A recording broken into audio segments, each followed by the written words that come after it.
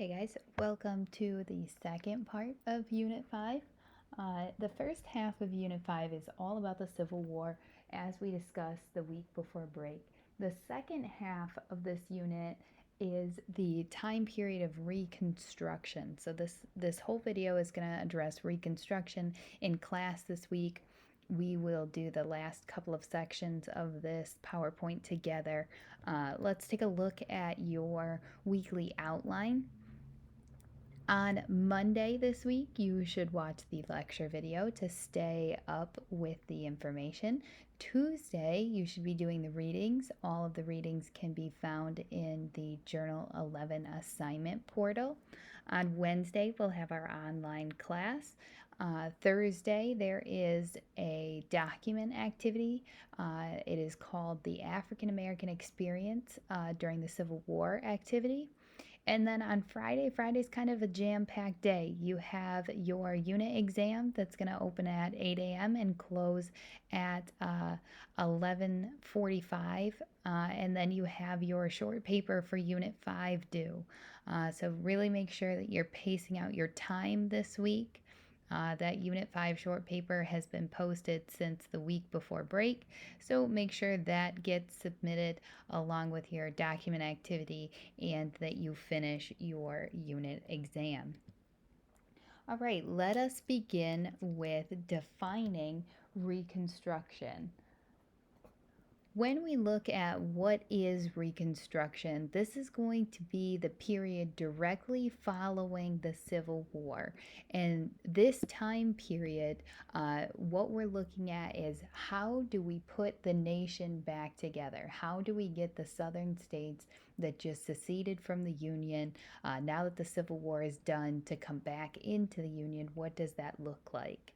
The period of presidential Reconstruction is going to be in the time period of 1865 to 1867 when Andrew Johnson is president. Remember, he becomes president after Lincoln is assassinated just days following the Civil War.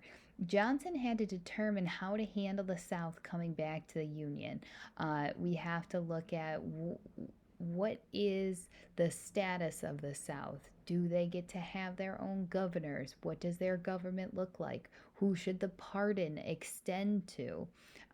What is going to end up happening is there will be a plan that is outlined for the new state governments, and what we end up giving to the state governments is an incredible amount of power in that they get to decide the status of African Americans and all laws pertaining to them. During this time period of Reconstruction, Andrew Johnson isn't going to be the only political figure that we need to look at. We also need to consider the radical Republicans within Congress. Now, the radical Republicans in Congress are going to be a group that directly before, during, and after the Civil War are going to demand the abolishment of slavery. They are going to be the group during the Civil War that pushes for the direction of the war to be getting rid of slavery. And directly following the war, this group of radical Republicans is going to demand that the South kind of pay up for the Civil War. They are going to believe that the South needs to be harshly punished, and their plan will reflect those ideals. During this time period, though, we have to look at what does the South become now that slavery is not in the picture, because at the end of the war, slavery is going to be ended with the 13th Amendment. And now the Southern economy, which we had discussed, it was heavily based on slavery, has to figure out what do we do. And the absence of slavery now creates a resentment in the South, not just for the North, but for the harm that's paid to their economy. So you'll see that anger be taken out on the newly freed slaves. Something I want you to consider while we're talking about Reconstruction is the picture that you see on the slide. This is a picture of Richmond, Virginia. And it is a picture that is representative of the South following the Civil War, and that there was much destruction there. And it's not as if the South didn't suffer. I'm not saying that we, shouldn't have done what we did in the South, but I want you to keep in mind that the South was in ruins. Think of Sherman's March to Sea, where General Sherman led the men across the state of Georgia, burning everything in sight. Many of the battles are going to be fought in the South, destructive battles being fought in the South. So the South not only has to reconstruct their pathway back into the Union, but they have to physically reconstruct their surroundings as well. So keep that in your mind as we're talking about these plans and enacting what Reconstruction looks like. Before we talk about the different plans that we need to recognize for Reconstruction, we have to know that there were some questions being tossed around in order to implement these plans, to come up with these plans. And the first question is, how will the South rejoin the Union? Should there be punishment? What should that punishment look like? Now, we said Lincoln didn't really believe that the South ever left the Union, so he will set up some formalities in the Reconstruction plans under Lincoln, under Johnson, under the Radical Republicans. There is a pathway to rejoin, but rejoining doesn't mean they left. It doesn't confirm that they left, but more so they have to become a part. A willing and contributing member of the Union again. Another question we have to consider is, how will the Southern economy be rebuilt? Is there going to be compensation after the war? I just showed you what the South was looking like after the war. So, is there some federal funding that will help them get back on their feet? Should there be? The radical Republicans are going to say absolutely not. It's their fault. They can figure it out. But others in the government will say, but that's a part of us now. And then, as I mentioned before, figuring out how the economy functions in the South without slavery, now needing paid laborers, it'll be a huge hurdle for the South and the whole United States to overcome on what the Southern economy will have to face to rebuild. And the last question is, what rights will African Americans have? And really, who this comes down to, or what this comes down to, is who gets to decide what those rights will be. And again, we're back at the age old question of, is it a state right power, or is it a federal government power? And I think the answer to that question will surprise you as we look at these Reconstruction plans. The first plan we have to think about is Lincoln's plan. Now, Lincoln, of course, is going to be assassinated before he will get to do anything with his plan. But he does have a plan. It was announced. It is something for us to look at. So, what was Lincoln's plan? First of all, he wanted to grant a pardon to any that would take an oath against slavery. The reason that we have to look at granting a pardon is because everybody who was in the Confederate States fighting against the Union was technically performing treasonous activities because they're trying to overthrow the government. And that's punishable by jail time. That's punishable by hanging. That is a punishable offense. So what Lincoln looks at is the reality of the situation, saying we can't hang everyone who fought for the Confederacy. So if they choose to take an oath against slavery, I will see that as a measure of good faith and grant a pardon. Now, of course, this would exclude all military officials. So there is the line drawn there. I don't want you to think that everybody's just gonna get a pardon. He's not Oprah saying pardon for you, pardon for you. Everybody gets a pardon. Not necessarily. It will exclude those military officials. Lincoln also comes up with the 10% plan. He says that states could rejoin the Union after 1/10 of the population pledged loyalty and agreed that slavery was illegal. Then they would be allowed to rebuild their state governments, which meant that they could start re electing governors and representatives and really rebuilding from the local level. Instead of having that federal government control, which was important to the South because remember, that's what they fought the Civil War in the name of is states' rights. So if you could get that 10% of your population, which I think we can all agree on is an extremely low number, this what's most important about Lincoln's plan is that it wasn't meant to stop the South from rejoining the Union. It really was to encourage Reconstruction. Like I said, this might shock you, but to answer that question of what rights do African Americans have and who is deciding on those rights, in Lincoln's plan, it is going to go to the states to have the lawmaking power to decide the status of the newly freed slaves, what rights they could and could not have. The only caveat there was that there could not be any civil rights broken. Now, we know that that's not the reality. Civil rights will be crushed when the states start making laws regarding African Americans, but the states were given the power. Now, as I said, Lincoln's going to be assassinated just days after Lee surrenders at the Appomattox Courthouse. And with his plan already out there, there were reactions to the plan. We're going to see Johnson's reaction to the plan.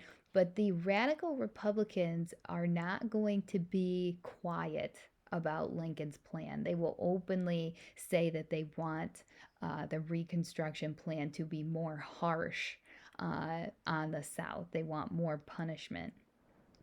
Now, the cartoon that we see there is Andrew Johnson sitting on the globe, and that's Lincoln standing next to him. And Johnson says, "Take it quietly, Uncle Abe, and I will draw it closer than ever." And Lincoln says, "A few more stitches, Andy, and a good old Union will be mended." So, this is the idea that they're trying to sew back together the Union and kind of just prop us back up. So Reconstruction, some will argue, was just kind of smoke and mirrors. A covering up the problem, which I mean, maybe with the situations that we're seeing today, the Civil War and Reconstruction really didn't mend those wounds. We really just saw them get covered up. All right, Johnson's plan. Andrew Johnson's going to become president when Lincoln is assassinated. Most of his plan is going to be designed on the fact that he wanted to honor Lincoln's legacy and ideas. Johnson is going to hang on to the idea that states should decide on the course that was best for them. I mean, if we look at the South, how are we going to get them to kind of follow what we're doing? Well, give them the rights to run the show. Under Johnson's plan, he is going to agree with the pardon that Lincoln had. He's going to say that those that take the oath of loyalty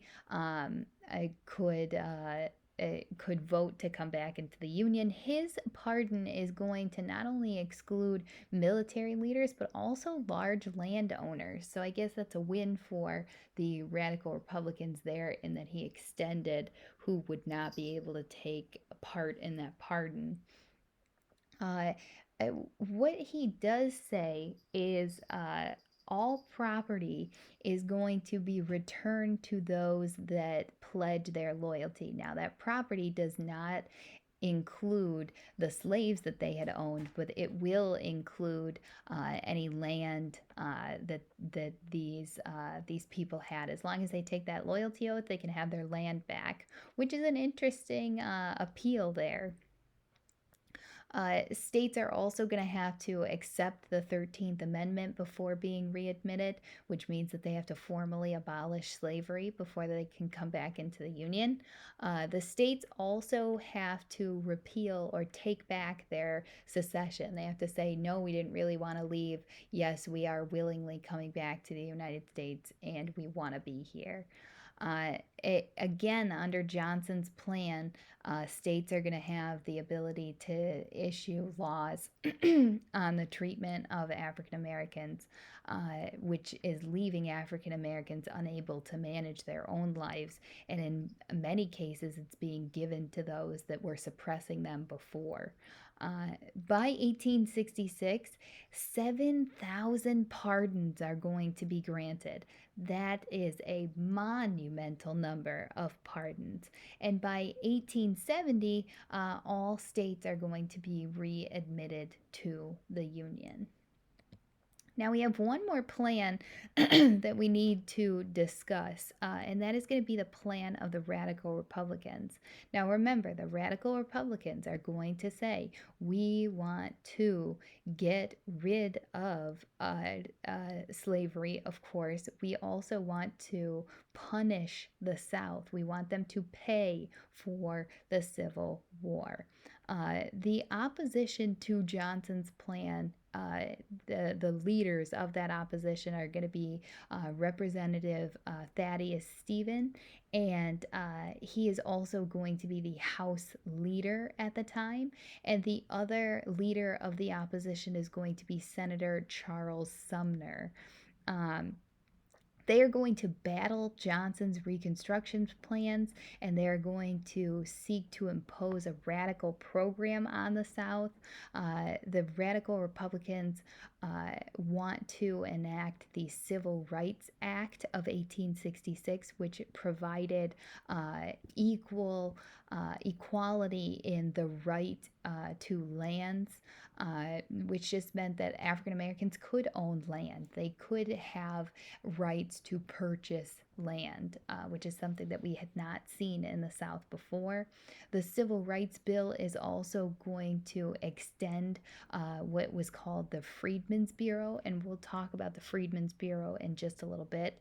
But this is going to be vetoed by Johnson, who stated that African Americans already have the same rights as anybody else. We don't need a bill to say that.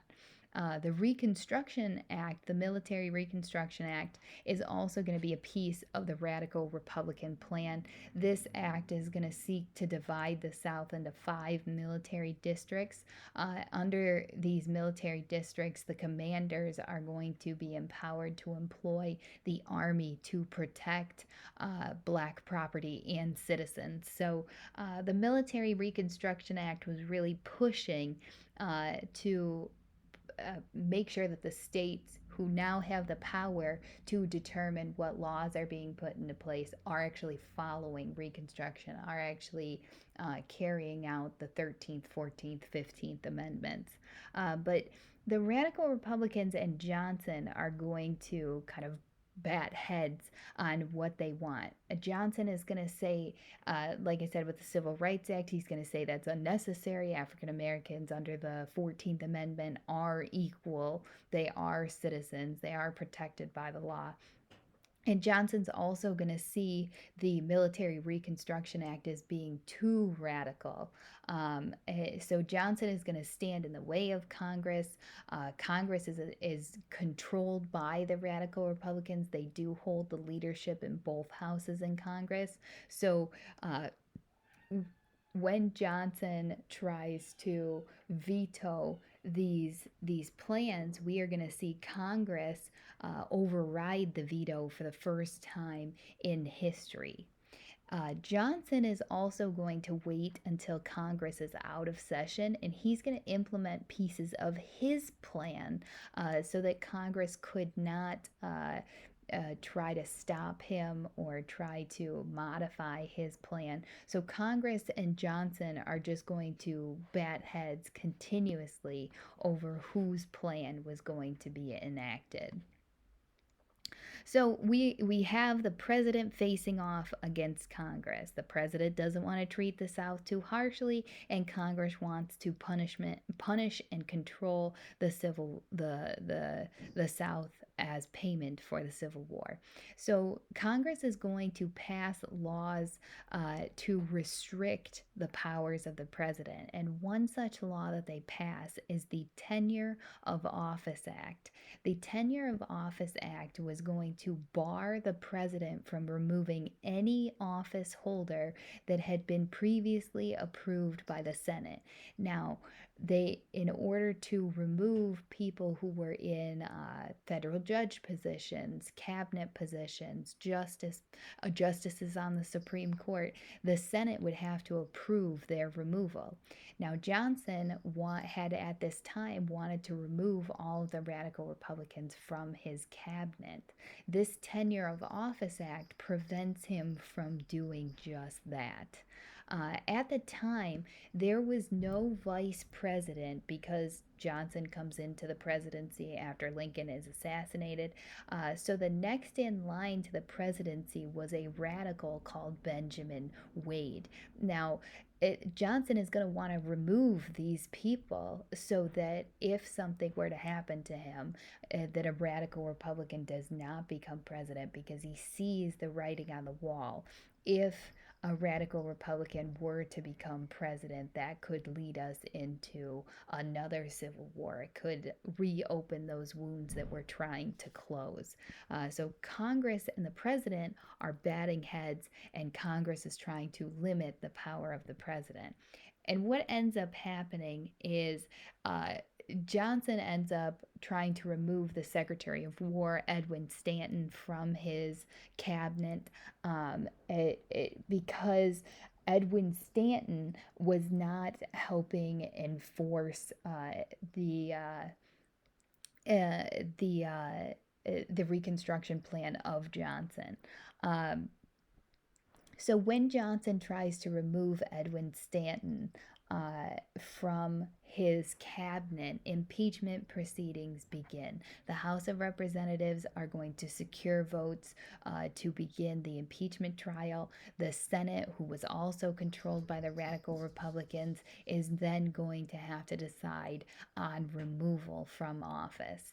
Now, the Senate, even though they had the majority radical Republicans, could not secure the vote to officially remove Johnson from office.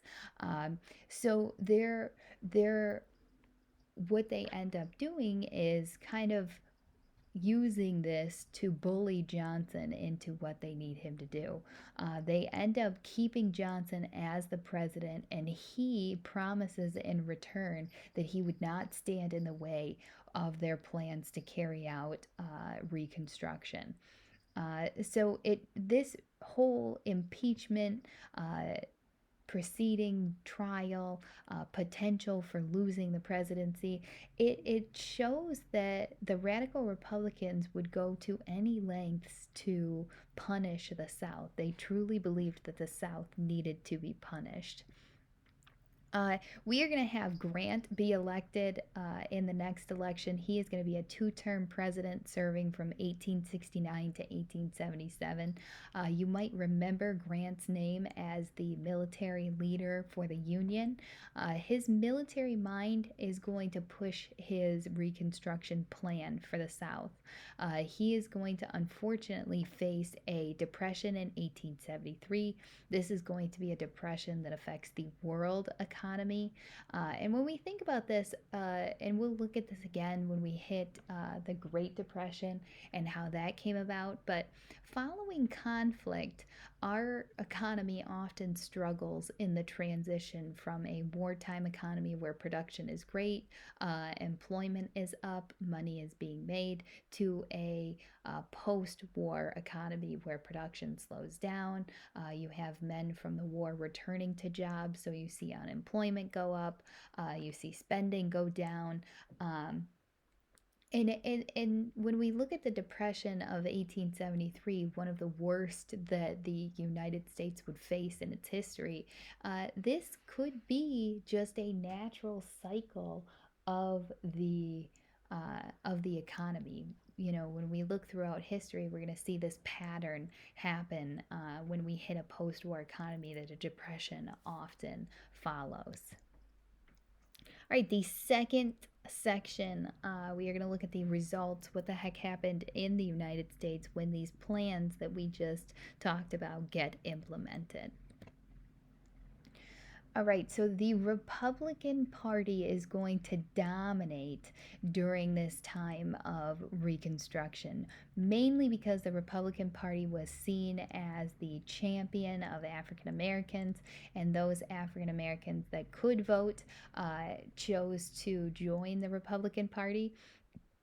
Now, I don't want to make it seem like all African Americans were able to vote easy peasy, everything was great, because that's not how it was. But you're going to have a lot of Southern Democrats who were disenfranchised at this time before they had taken the loyalty oath. So you are going to see more Republicans, which resulted in the Republican Party dominance.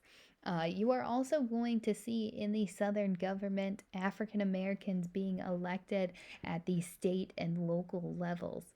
Um, Hiram Rhodes Revels is going to be the first African American to serve in the U.S. Senate. He is going to serve for the state of Mississippi from 1870 to 1871.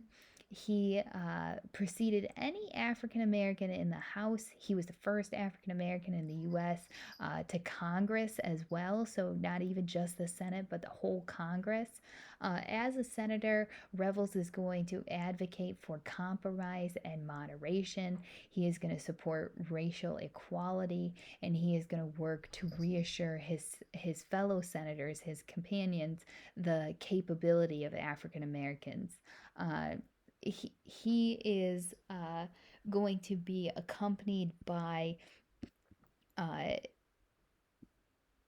Joseph Hayne Rainey, who is going to serve from 1869 to 1879 in the U.S. House of Representatives. Rainey is going to be the first African American to serve in the House of Representatives, the second Black person to serve in the U.S. Congress.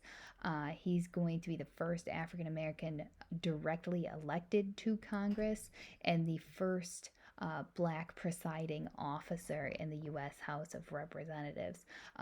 During his time in Congress, Rainey is going to support legislation to protect civil rights.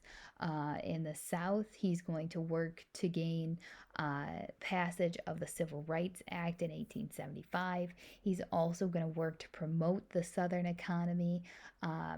Rainey was born into slavery and was freed in the 1940s when his father purchased his and his family's freedom. So he has a unique story to bring to the table when he joins the House of Representatives. And these two men here, we talk about them because they were the first, but they are not the last. And they illustrate this change in Reconstruction in the Southern government following the Civil War. Now, Reconstruction in the South is going to result in corruption within the South. Uh, the Reconstruction laws of 1867, these laws are going to disenfranchise individuals who did not take that loyalty oath, also known as the Ironclad Oath. Any individuals who served in the Confederate Army or who held office in the state or Confederate government were not allowed to take this oath because they were unable to take this vote. It made it so they couldn't vote. So this just shows that Reconstruction was not fair for everybody. This Reconstruction law of 1867 stopped former Confederates from voting, which would take power away from that voice. I'm not arguing that it's wrong or right what was happening, but the reality is when you take away someone's right to vote, you take away their voice in the government. More corruption that we're going to see in the form of scalawags, which is a Southern white who supported Republicans. This name is going to be a derogatory term given to Southern Republicans by Southern Democrats. Um, these scallywags are going to form coalitions with black freedmen and northern newcomers to take control of the state and local governments, in large part because of those Reconstruction laws. When we see people flooding to the south from the north, and when we see Republicans in the south coming out in support of the Republican Party, you're going to see the Republicans start to dominate in the state and local governments. We are also going to have carpetbaggers. Carpetbaggers were given their name because at the time, suitcases, sturdy suitcases to bring all of their stuff to the south with, they would put it in carpet bags. We're not getting very creative here. Uh, Carpetbaggers are people who were coming from the north. They bring their belongings in the carpet bag. They are opportunists, okay? They're looking to exploit the southern resources.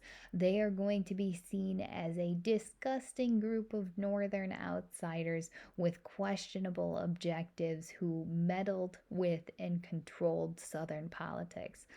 60 carpetbaggers are going to be elected into Congress and included a majority of Republican governors at the time. So you can see carpetbaggers are coming down from the north to take advantage of the situation in the south and really take a chance to gain authority. Many carpetbaggers are going to be businessmen who purchased or leased plantations and became very wealthy as a result of that. The positive there is that they're going to hire freedmen to do the labor. This is paid labor.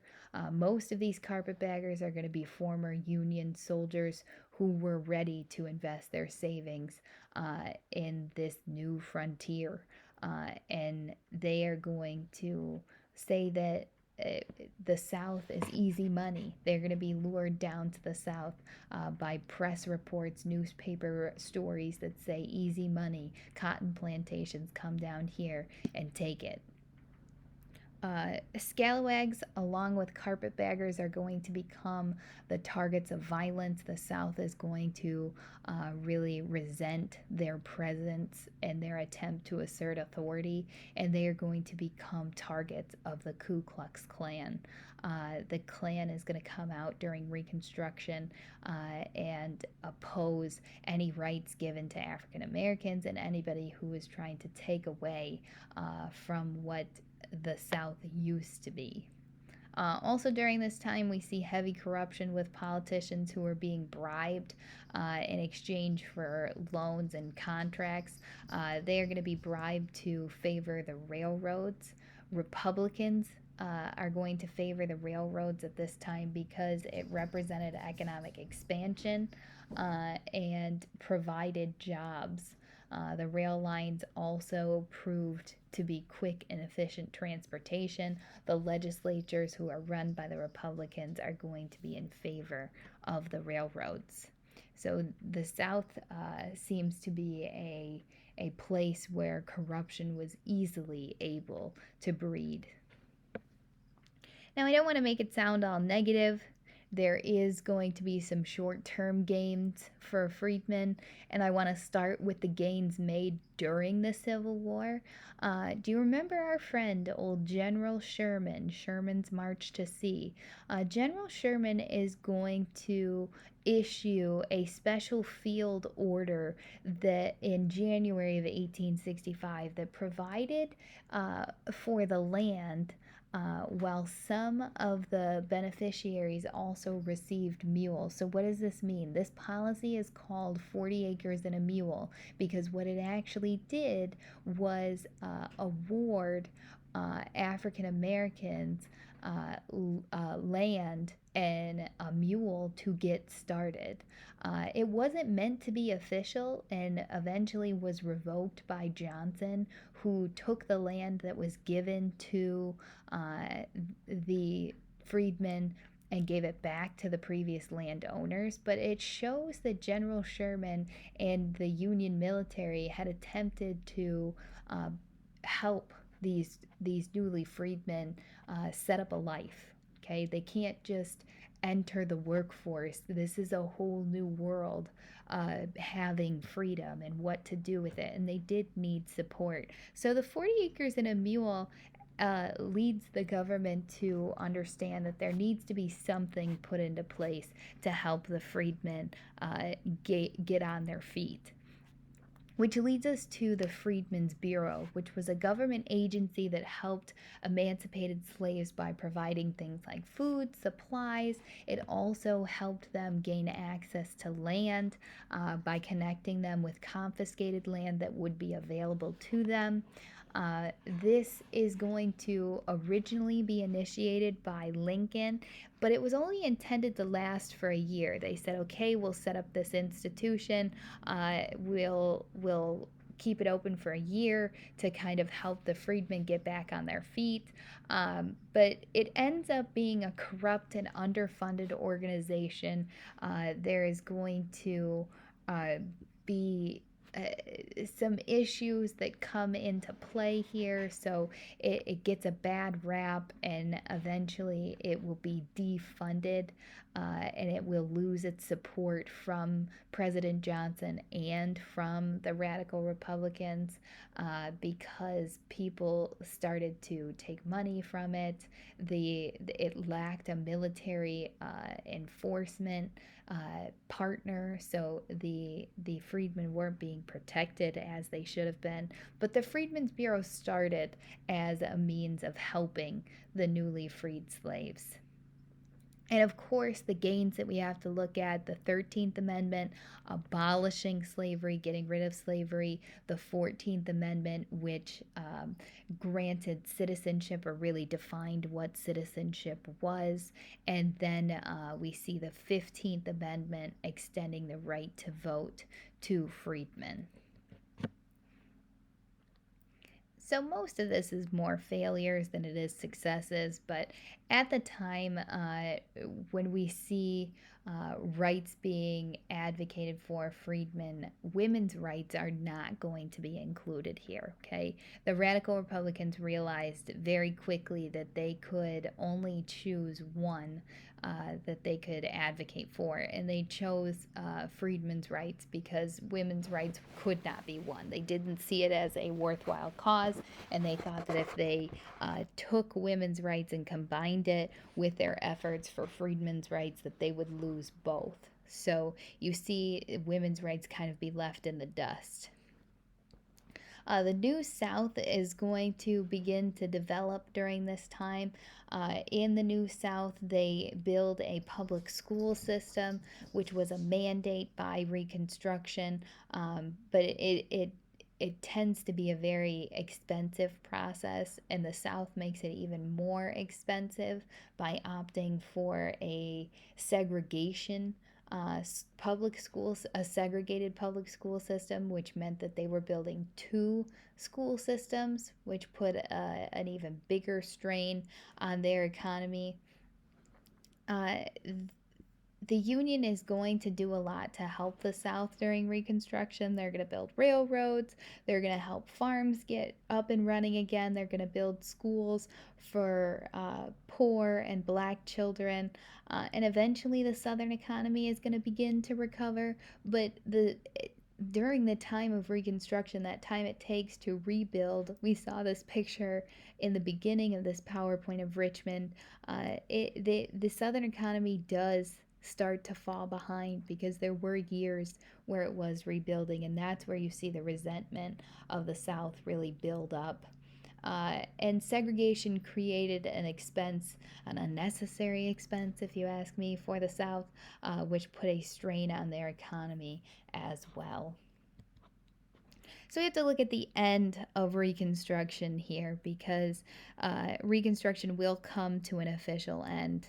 The Republicans are going to lose Congress. They lose Congress because more Southerners took the loyalty oath. They were able to rebuild their state and local governments. You're going to see Democrats of the South start to intimidate black voters, so you won't see the strength in the Republican Party that you did in the South, and they will lose ground, which allows for the Republicans to lose Congress.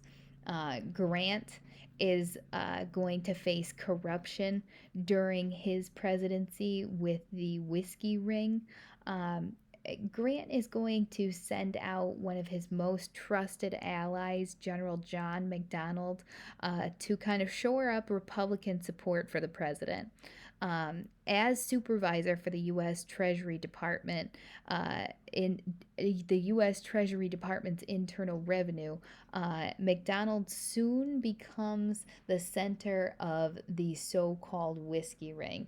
What the whiskey ring was, there was a tax put on whiskey, which was meant to raise which was meant to raise funds for the government. But what ends up happening is the money gets siphoned off of the tax, and this whiskey ring starts stealing money from the whiskey tax. And this ring includes whiskey distillers, agents of the IRS, the Treasury clerks, all of whom are taking this liquor tax revenue and putting it into their pockets and putting it into their campaign funds. So it's a really bad look for the Republican Party as a whole. It's also a really bad look for Grant, because this is one of his most trusted allies who's stealing tax money. So even though Grant is found to be innocent in the investigation that's run, it puts a huge damper on his reputation, and it really just labels the government as corrupt. The people lose trust. In the election of 1876, we're going to have Rutherford B. Hayes run for the Republican Party and Samuel Tilden run for the Democrats. Both are known to be tough on corruption, which appealed to the people because of the whiskey ring, because of the corruption that they had known about. But neither party really had the support of the people, because people were hesitant to trust the government again after they saw what happened with the whiskey ring. So you don't see either of the candidates winning the presidency in the Electoral College. So a commission of senators, representatives, Supreme Court justices were put together to determine a winner. And what really happens is you have these government officials sitting together and discussing who they choose is to be the next president. Hayes ends up getting awarded the presidency. I don't want to say he won, because he was decided to be the president.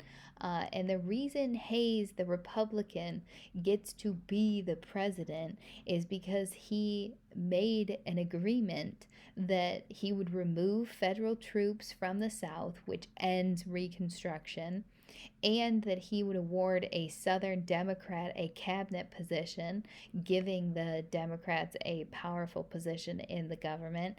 And he said that Southern states would be given federal money for railroads and to improve their ports. So he makes these agreements so the Republican Party can gain the presidency through this compromise of 1877. This compromise marks the end of Reconstruction in the United States. The final section that we have to go over, we'll make this one quick, I promise, is the reactions of the South to Reconstruction. Remember, I said that states were given the free hand to rebuild their governments under Johnson's Reconstruction Plan, and after they had agreed that slavery was abolished and pledged loyalty. Once they met that requirement, they were allowed to be in full control of what freedmen's rights would look like. Now, the South is going to be faced with the idea of how do we solve the labor problem. We can't have slavery because we just agreed that it was abolished, but we need the plantations to be full of laborers to get our economy back on track. So you're going to see black codes come about in the South because the states are going to pass these laws that are channeling former slaves back to the plantations. An example of this is in Mississippi, they required African Americans to have written evidence of employment for the coming year each January. So by January, you had to have written evidence of your employment if you were an African American. If they left that employment before the end of the contract, they would be forced to forfeit any wages before that point, and they were subject to arrest. So, this forced African Americans to remain in jobs on the plantations and never leave because they would be arrested if they did. South Carolina, on the other hand, stopped African Americans from holding any other occupation other than farmer or servant by a fee of $10 to $100. So if you wanted to be someone who worked as something other than a farmer or a servant, you had to pay a fee. Some states even limited the type of property African Americans could purchase.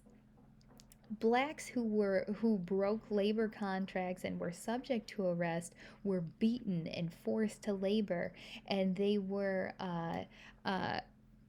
also forced many minors who were either orphans or whose parents were deemed unable to support them into unpaid labor for white planters.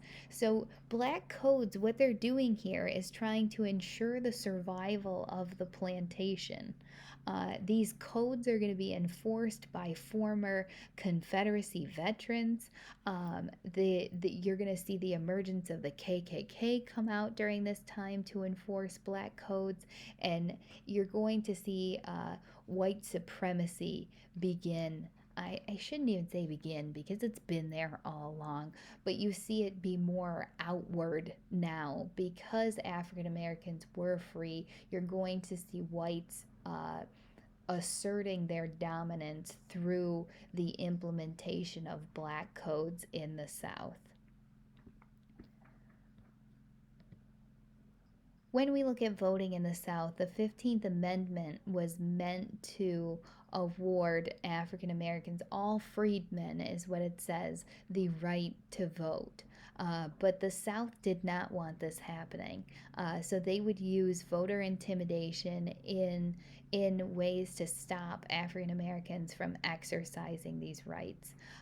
One of the stops for African Americans from voting is the poll tax. The poll tax is going to be used until the 1950s, which is crazy to think, but this is exactly what it sounds like. In order to go to the polls and vote, you had to pay a tax. At the same time as the poll tax, you're going to see literacy tests given in order to vote. So you had to be able to read and evaluate whatever piece of literature the poll workers would hand you before you could vote. Now, these pieces of literature would be excerpts from legal documents, things that no one can evaluate, even if they do have an education. But most African Americans at this time had none. They are newly freed slaves who were never taught to read and write because that would have given them power as slaves. So they can't pass these literacy tests.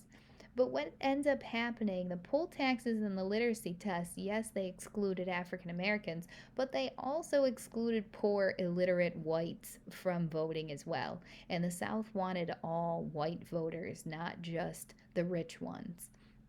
So the South has to come up with a different way to stop African Americans and only African Americans from voting. So what they put into place is the grandfather clause.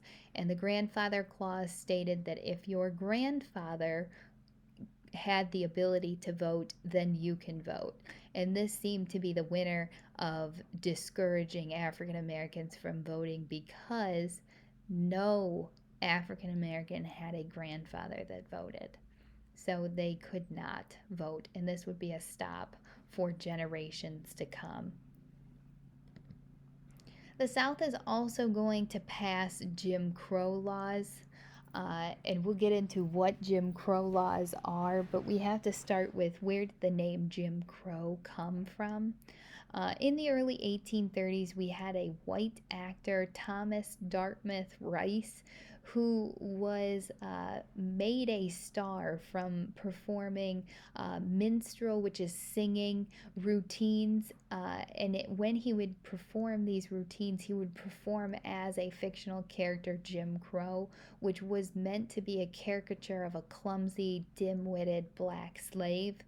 Uh, Rice first claimed to have created the character after witnessing an elderly black man singing a tune called Jump Jim Crow in Louisville, Kentucky. He later appropriated the Jim Crow persona that he presented when he was performing these routines into an act where he used blackface and performed jokes and songs in a very stereotypical dialect. So it was a very degrading routine that he was performing, and that's where the name Jim Crow laws comes from. So again, it's meant to degrade.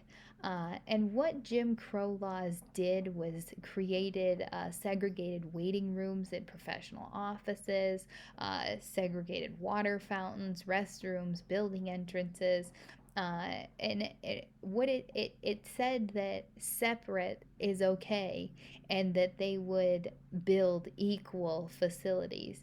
But the term equal was never defined, and we'll get into this when we do our court case in class together. At the turn of the century, though, so once we hit the 1900s, you're going to see Jim Crow extend to different different facilities like elevators, cemeteries, amusement parks, cashier windows. The laws forbade African Americans from living in white neighborhoods. Segregation is going to be enforced for public pools, eventually phone booths, hospitals, asylums, jails, residential homes for the elderly and handicapped. Everything that you could think of was going to be segregated. Um, and the end of Jim Crow, which, if you can even say the end of Jim Crow, because we could argue that segregation lasted much longer than this, but the true call for the end of Jim Crow is going to be starting with Brown v. Board, the court case, and we'll talk about it when we get there in 1954. But you're going to have to see the Civil Rights Act of 1964, the Voting Rights Act of 1965, the Fair Housing Act of 1968, all being passed about 100 years after Jim Crow was implemented to put a stop to some of the segregation in the South. So Jim Crow laws, another reaction of the South to the Reconstruction part of the plan that gave states the power to decide on uh, on the status of African Americans. All right, the last slide for today. We have two leaders who are going to be figures leading African Americans in their reaction to black codes and Jim Crow at the time. And the first we have is Booker T. Washington, who is on the right here. Booker T. Washington was a former slave.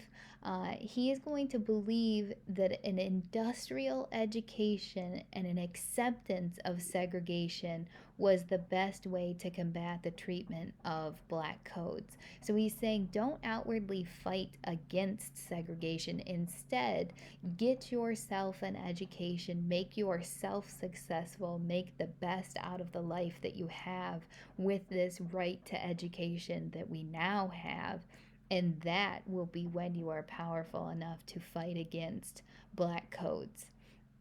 He is going to be the founder of the Tuskegee Institute, which is a black institute in Alabama where teachers receive training.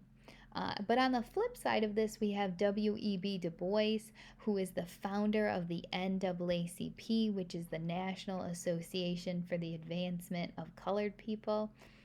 What Du Bois argues, though, is that an education and a demand for civil rights were the only route to equality. So he is going to say not only do you have to fight for your education, you have to outwardly fight for civil rights to be upheld, and that is the way that we will get the attention of the government to helping combat black codes, Jim Crow. The biggest difference between these two men is that Du Bois is going to be born in Massachusetts. Massachusetts being in the north, he will be in an integrated community. He will be born into a free family. So their backgrounds are extensively different, which provides them to have a different view on how to combat these institutions that are suppressing African Americans. Now I want to go stop with our recap of your assignments for this week.